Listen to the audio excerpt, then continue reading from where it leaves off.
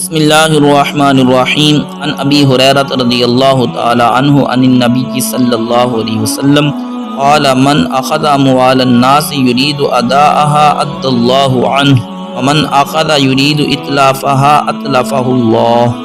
حضرت ابو ہریرہ رضی اللہ تعالی عنہ سے روایت ہے کہ نبی کریم صلی اللہ علیہ وسلم نے فرمایا، جو کوئی لوگوں کا مال قرض کے طور پر عطا کرنے کی نیت سے لیتا ہے تو اللہ تعالیٰ بھی اس کی طرف سے ادا کرے گا،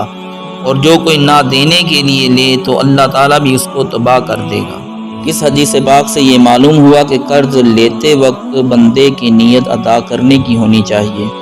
کیونکہ معاملہ اسی وقت خراب ہوتا ہے جب بندے کی نیت بگڑتی ہے، اور اللہ تعالیٰ بھی بندے کی اس وقت مدد نہیں فرمائے گا جب بندے کی نیت خراب ہوگی۔ لہٰذا قرض لیتے وقت نیت درست ہونی چاہیے، اور جیسے ہی پیسے آئیں ادا بھی کر دینا چاہیے۔ اور اس حدیث پاک میں غریب لوگوں کے لیے بھی بڑی امید ہے کہ جو دینے کی نیت سے لے لیتے ہیں اور زندگی وفا نہ کرے، اسی حالت میں دنیا سے چلے جائیں، تو اللہ تعالیٰ قیامت کے دن ان کا قرضہ اپنی طرف سے ادا فرما دے گا۔